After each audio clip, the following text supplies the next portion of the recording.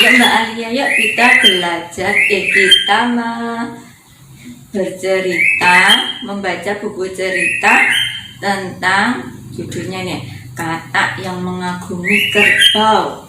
Ada kata yang mengagumi kerbau, yuk kita baca yuk Mbak yuk. Ayo. Nih, Mama bacain ya. Di sebuah danau hiduplah sebuah keluarga kata. Ada sebuah keluarga kata dan teman-temannya.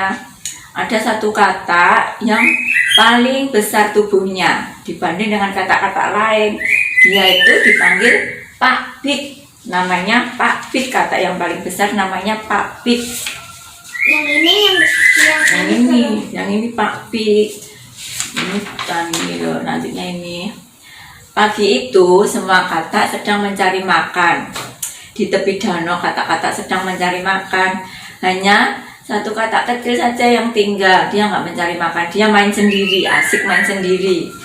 Terus saat sedang asik main sendiri, tiba-tiba ada seekor kerbau berjalan di depannya. Seekor kerbau yang tubuhnya besar berjalan di depannya.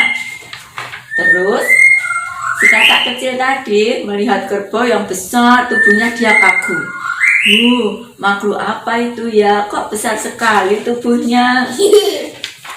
Terus si kerbau tadi pergi meninggalkan kata kecil tadi. Terus kata kecil tadi pulang, dia pulang terus menceritakan apa yang dia lihat tadi sama teman-temannya.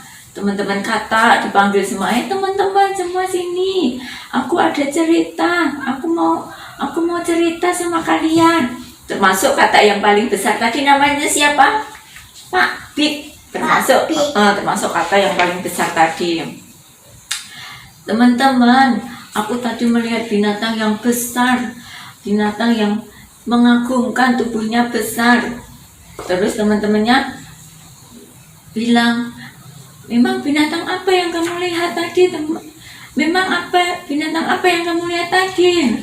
Sapi kerbau. Aku juga tidak tahu namanya. Yang jelas dia sangat besar, lebih besar daripada Pak Big. Pak Bignya heran, lebih besar daripada aku? Binatang apa sih kok lebih besar daripada aku? Pokoknya besar sekali, jawab kata kecil tadi. Pak Bignya penasaran, dia tidak mau tersaingi, badannya tidak mau tersaingi, yang paling besar tidak mau tersaingi. Terus Pak Big langsung menghirup udara, dia menggembungkan tubuhnya Pak Big jadi besar, jadi menggembung besar ini. Apakah kayak melahiran? Kayak balon besar.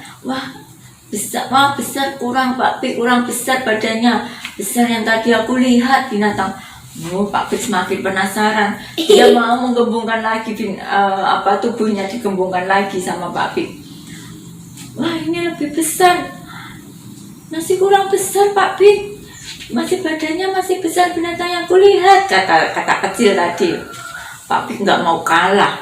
Pak Big terus saja menggembungkan tubuhnya sampai tubuhnya besar sekali, sampai tubuhnya meledak. Karena dia nggak mau tersaingi sama kerbau tadi yang tubuhnya lebih besar, sampai tubuhnya meledak. Jadi intinya dari dongeng ini, kita nggak boleh dengki, nggak boleh iri sama orang lain, sama teman-teman kita. Kita harus bersyukur apa yang kita punya. Kita nggak boleh iri sama teman punya ini, aku harus punya ini, nggak boleh. Kita harus bersyukur apa yang kita punya. Oke Mbak Alia? Oke, dongengnya udah selesai.